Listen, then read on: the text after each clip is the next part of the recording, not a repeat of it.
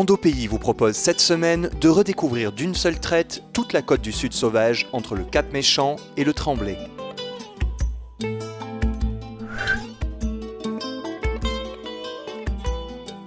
Du Cap Méchant au Tremblay, une petite vingtaine de kilomètres de côte sont aisément parcourables en marchant sans s'éloigner du bord de mer.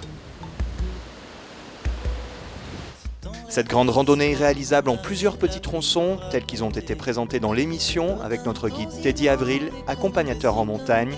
Il est aussi possible de tout combiner en une seule et même journée pour prendre toute la mesure de la diversité des paysages et des sites rencontrés. C'est la randonnée que nous vous proposons aujourd'hui.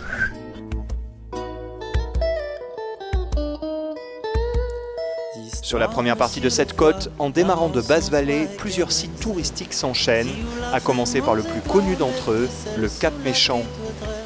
Coulée volcanique s'élançant en pleine mer pourvue d'une cavité bien reconnaissable, les falaises du Cap Méchant constituent l'un des attraits majeurs du sud de l'île.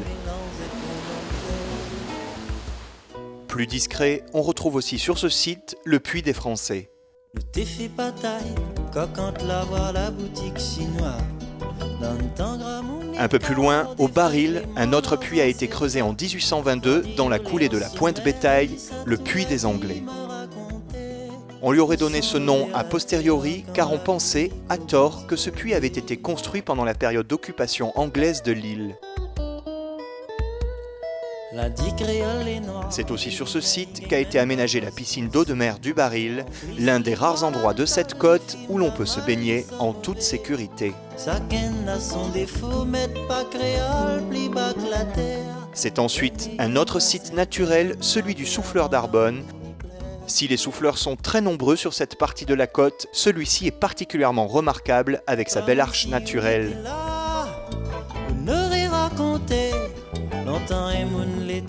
La suite du parcours vers l'est sur cette portion de côte au niveau de Marlongue est beaucoup plus sauvage. On marche en bord de falaise sur un terrain parfois accidenté, sans suivre de sentier. Une partie sur laquelle il faut être un peu plus vigilant.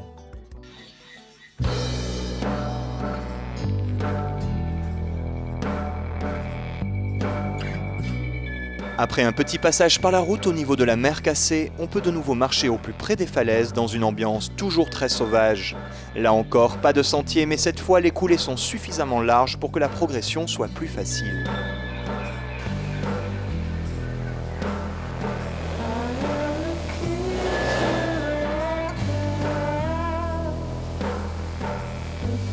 On atteint ensuite la marine de Saint-Philippe, petit port improvisé dans ce chaos volcanique. Sur cette côte du sud sauvage inhospitalière entre la houle toujours très forte et les falaises déchiquetées, il fallait bien du courage aux habitants pour prendre la mer.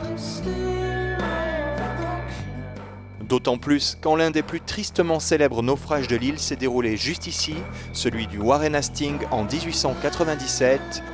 L'histoire de ce navire britannique à vapeur en direction de l'île Maurice est bien connue des habitants de Saint-Philippe. Grâce au courage de leurs ancêtres, la quasi-totalité des 1300 passagers a pu être sauvée de la noyade.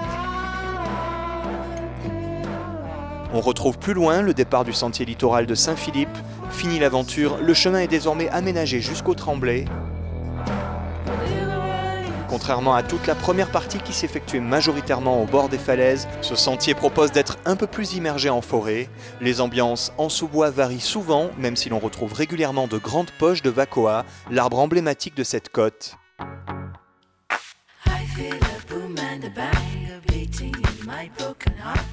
Jamais très loin de la mer, on l'entend, on la sent, mais on ne la voit que beaucoup plus rarement. La retrouver de temps à autre est donc toujours un plaisir. On atteint ensuite le site du puits arabe, encore un puits dont le nom ne reflète pas la réalité historique. Longtemps, on a cru qu'il avait été bâti par des navigateurs arabes avant la colonisation de l'île, mais tout compte fait, il serait l'œuvre d'Européens au début du 19e siècle.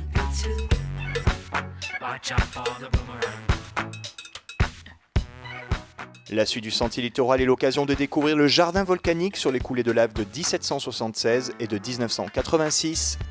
Lave cordée, orgue basaltique, tunnel de lave, sur un peu moins de 2 km, ce sentier permet de découvrir, telles des sculptures minérales, les nombreux aspects des coulées de lave.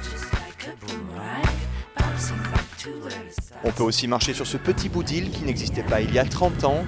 Avec l'éruption de 1986, la lave a en effet gagné sur la mer une plateforme de 25 hectares. La suite du sentier nous plonge à nouveau dans des ambiances forestières, jusqu'à ce que l'on atteigne le point de vue du vieux port au Tremblay, qui matérialise la fin de notre périple. Just to pretend that you don't remember, but that's how it goes. The first offender gets a boomerang, man.